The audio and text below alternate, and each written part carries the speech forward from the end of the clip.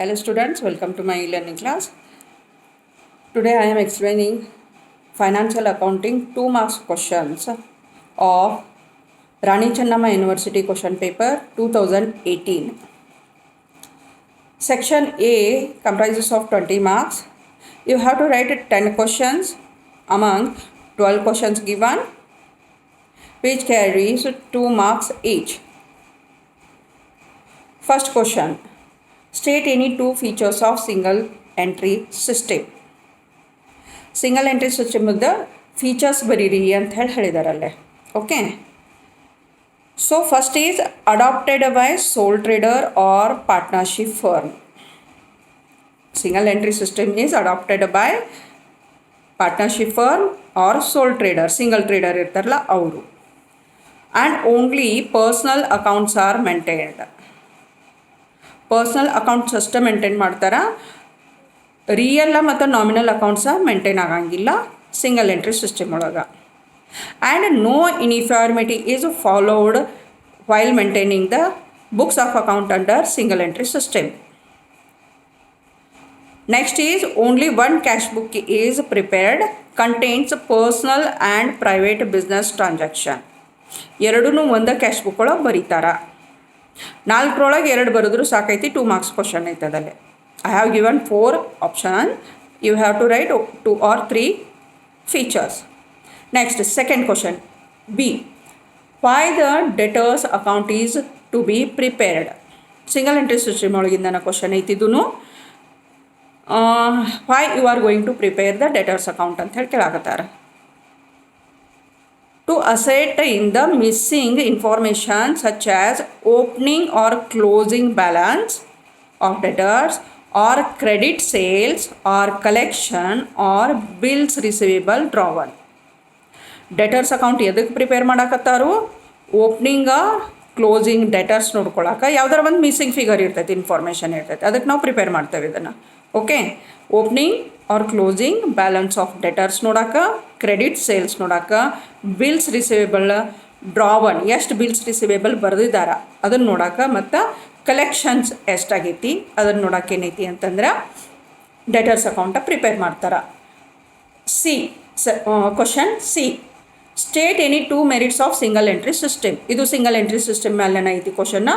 Merits ಹೇಳ್ರಿ ಅಂತ ಹೇಳಿದ್ದಾರೆ. 2 ಮೆರಿಟ್ಸ್ ಅಂತ ಹೇಳ್ಯಾರ. ಐ ಆಮ್ ಗಿವಿಂಗ್ ಹಿಯರ್ ಇವು 3, ಅದರೊಳಗೆ ಯಾವ್ದಾರ 2 ನೀವು ಬರಿಬೋದಲ್ಲೇ, or 3.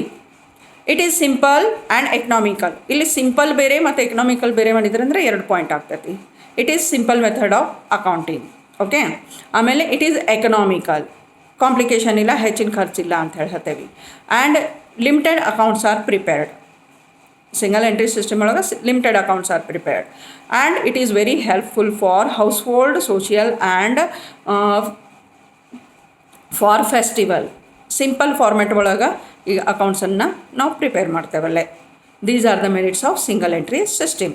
Next question D. Who is lawyer?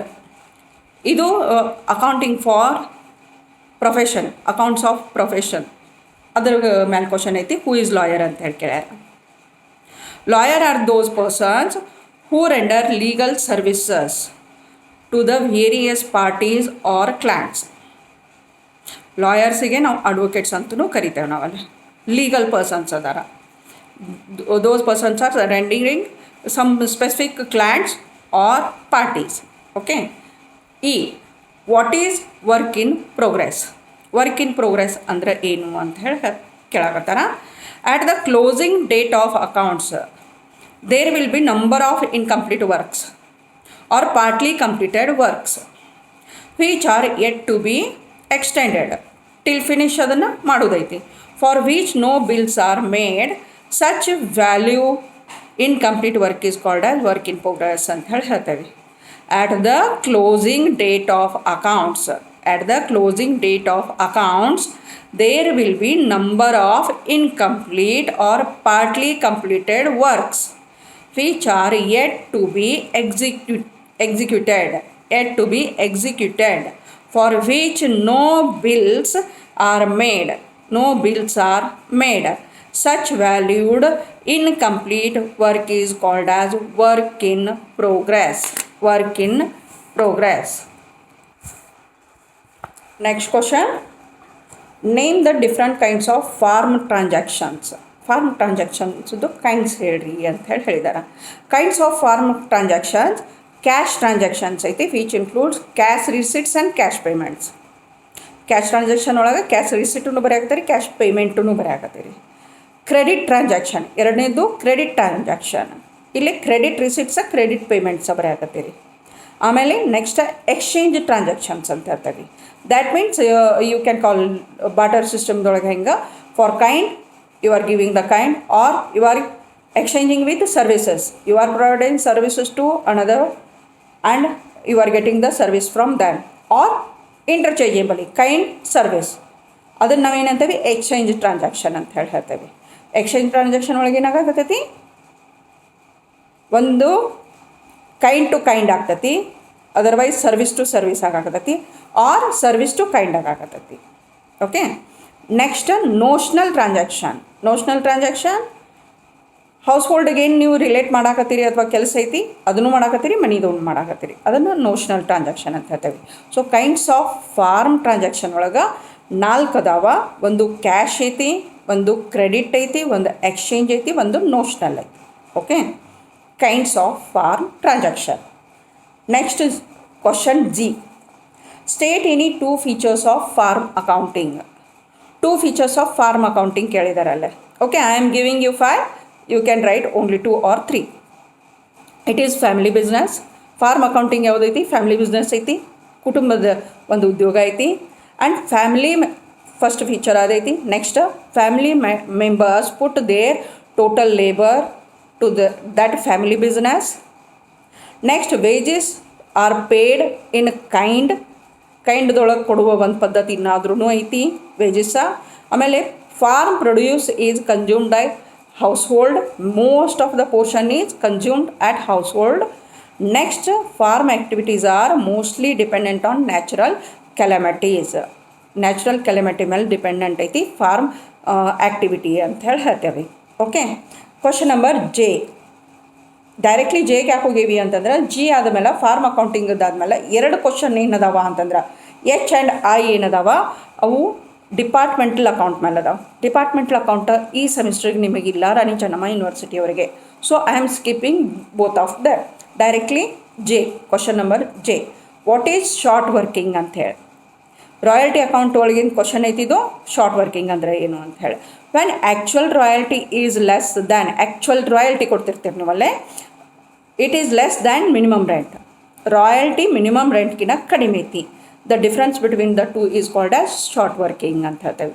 Difference ಏನೈತಿ ಶಾರ್ಟ್ ವರ್ಕಿಂಗ್ ಅಂತ ಹೇಳ್ತೇನೆ. ನಾನು ರಾಯಲ್ಟಿ ಅಕೌಂಟದ್ದು ಏನು ವೀಡಿಯೋಸ್ ಅದಾವೆ ಪ್ಲೀಸ್ ಅದನ್ನು ಚೆಕ್ ಮಾಡಿರಿ, ಅಲ್ಲಿ ನಿಮಗೆ ಸಿಗಾಕತ್ತೈತಿ ಇನ್ಫಾರ್ಮೇಷನ್ ಇನ್ ಡೀಟೇಲ್ಗಳಾಗಿ ನಾನು ಡಿಸ್ಕಷನ್ ಮಾಡಿದ್ದೇನೆ ಅಲ್ಲಿ.